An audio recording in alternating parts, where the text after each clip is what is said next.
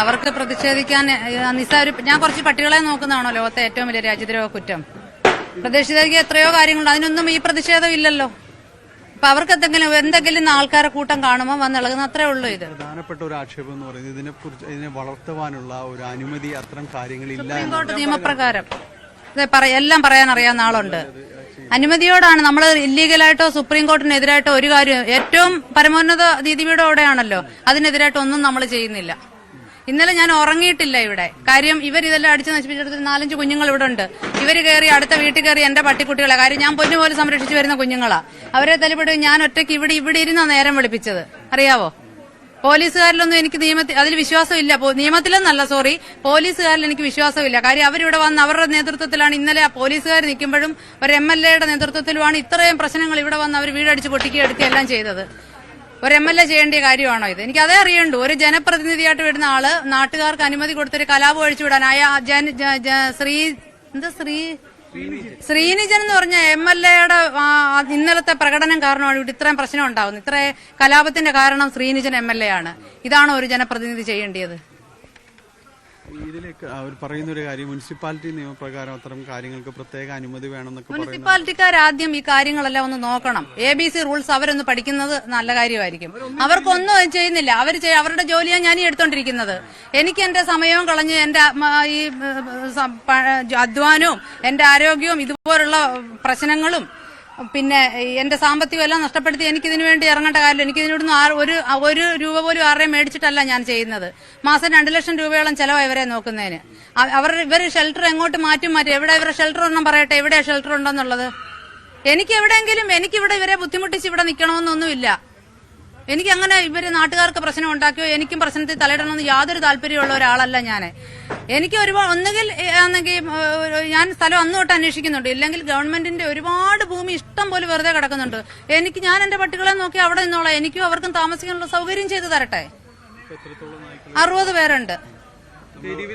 തെരുവിലുള്ള കുഞ്ഞുങ്ങള് പാരലൈസ്ഡ് ഉണ്ട്, കയ്യും കാലും മുറിച്ചു കളഞ്ഞവരുണ്ട്. അങ്ങനെയൊക്കെയുള്ള ഇത് അവിടുന്ന് അവര് ചെയ്യേണ്ടതാണ്. അവരിതിനെയൊക്കെ ഷെൽട്ടർ ചെയ്യേണ്ടതാണ്. ഒരുത്തൻ റോഡിൽ പോകുന്നു, വണ്ടി ഇടിച്ചിട്ടിട്ട് പോവേ ഉള്ളൂ.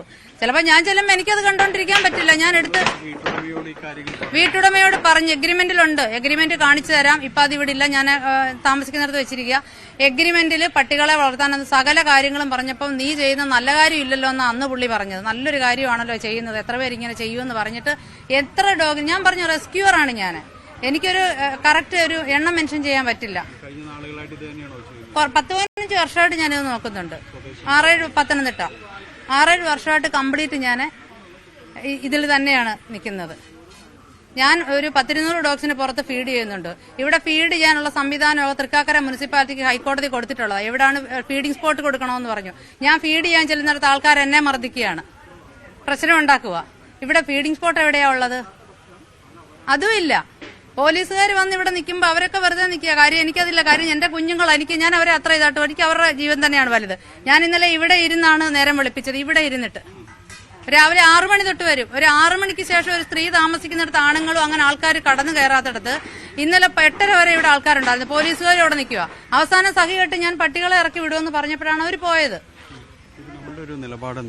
എന്റെ നിലപാടിൽ എനിക്കിവിടെ ഞാൻ പറഞ്ഞല്ലോ, എനിക്ക് പറ്റിയൊരു സൗകര്യം കിട്ടുന്നിടത്ത് ഞാൻ മാറും. അല്ല ഞാനിപ്പോ എന്റെ പട്ടികളെയും കൊണ്ട് റോഡിൽ ഇറങ്ങാൻ പറ്റുമോ?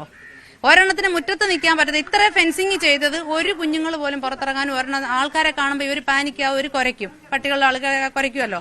അതുകൊണ്ടാണ് നമ്മൾ കംപ്ലീറ്റ് ഇവിടെ ഫെൻസിങ് ചെയ്തത്. ഇല്ല, ഇവിടുന്ന് അങ്ങ് പുറകിലോട്ടൊക്കെ ഉണ്ട് സ്ഥലങ്ങളെ. ഇപ്പൊ ഞാൻ ഇത് കംപ്ലീറ്റ് മറച്ചു വെച്ചിരുന്നതാണ്. അതാണ് ഇന്നലെ MLA ശ്രീനിജന്റെ നേതൃത്വത്തിൽ വന്ന് ഇതെല്ലാം അടിച്ചു പൊളിച്ചത്. എനിക്ക് പട്ടികളെ പുറത്തിറക്കാൻ വയ്യ, എനിക്കകത്ത് കയറാൻ പറ്റില്ല. ഞാനൊരു ലേഡിയാണ്. എനിക്ക് എന്റെ ആയിട്ടുള്ള കാര്യങ്ങൾക്ക് എനിക്ക് അകത്ത് കയറാൻ പറ്റില്ല. വീണ ജനാർദ്ദനൻ. കുറെ നാളുകളായിട്ട് ഇത് തന്നെയാണ്. എനിക്ക് NGO എനിക്ക് ഇവരോടുള്ള ഇഷ്ടം അതാണ്. ഇവരോടുള്ള സഹാനുഭൂതിയും കരുണയും. പട്ടികൾ മാത്രമല്ല, പൂച്ചകളും ഉണ്ട് ഇതിനകത്ത്. ABC റൂൾ പ്രകാരം അതിനെതിരെ ഒന്നും നമ്മൾ ചെയ്യുന്നില്ല. സുപ്രീം കോർട്ടിൽ അണ്ടറിലുള്ള കാര്യങ്ങൾ മാത്രമേ നമ്മൾ ചെയ്യുന്നുള്ളൂ. ഇവിടെ പിന്നെ ആൾക്കാർ കയറുന്നത് ഇത് ചെയ്യുന്നു, അവരാണ് എതിരായിട്ട് നിൽക്കുന്നത്, നമ്മളല്ല. നമ്മൾ ആരെയും വെല്ലുവിളിച്ചിട്ടോ ഇതെടുത്തിട്ടോ ഒന്നുമല്ല. എനിക്ക് ഇത്രേ ഉള്ളൂ. ഞാനിപ്പോ ഇന്ന് ഈ ഒരു ദിവസം ഇവിടെ ഇതുപോലെ പ്രശ്നമാണല്ലോ എല്ലാവർക്കും. നാട്ടുകാർക്ക് തെരുവ് പട്ടികളെ കാണരുതല്ലോ, അതാണല്ലോ പ്രശ്നം. അപ്പൊ ഞാനിപ്പോ ഇവരെയും കൊണ്ട് റോഡിലോട്ട് ഇറങ്ങാൻ പറ്റുമോ? അപ്പൊ എനിക്ക് എവിടെയെങ്കിലും ഒരു സ്ഥലം എനിക്ക് ഒത്തു കിട്ടാതെ എനിക്ക് എന്റെ കുഞ്ഞുങ്ങളുമായിട്ട് മാറാൻ പറ്റില്ല. പിന്നെ ഇവര് പറയുന്ന ഒരു പ്രധാനപ്പെട്ട ഒരു കാര്യം എന്ന് വെച്ചിട്ടുണ്ടെങ്കിൽ ഇവിടെ ഒരു മാലിന്യങ്ങൾ നിറയാൻ ഇവിടെ 4-5 ദിവസമായി ഞാൻ ക്ലീൻ ചെയ്തിട്ട്.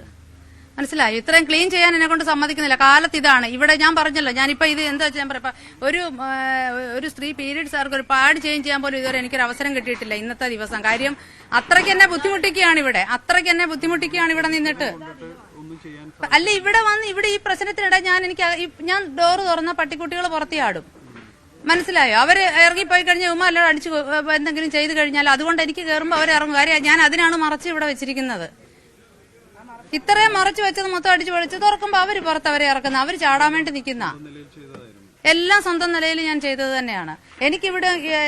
ഇവിടെ ഞാൻ ഇറങ്ങി എങ്ങനെയാ ഇവിടെ? അപ്പൊ ഈ പ്രശ്നം നടക്കുമ്പം നമ്മൾ ക്ലീനിങ് ചെയ്തോണ്ട് എല്ലാവർക്കും ഒരു മനസ്സില്ലേ, എന്റെ മനസാന്നിധ്യമില്ലേ? അത് മാത്രം രാവിലെ എന്റെ ജോലി ഇത് ഇത്രയും പ്രശ്നങ്ങൾ ഞാൻ കണ്ടില്ലെന്ന് അടിച്ചും അല്ല ഇതിനും ഇങ്ങനെ ഞാൻ നിൽക്കണോ? എല്ലാരും വന്ന് ഇതാണ് പറയുന്നത്. ഇത് പഞ്ചായത്ത് ചെയ്യേണ്ട ജോലിയാണ് ഇവിടുത്തെ ക്ലീനിങ്. അവര് വന്ന് ചെയ്യട്ടെ. അവര് വന്ന് ചെയ്യേണ്ടതാ.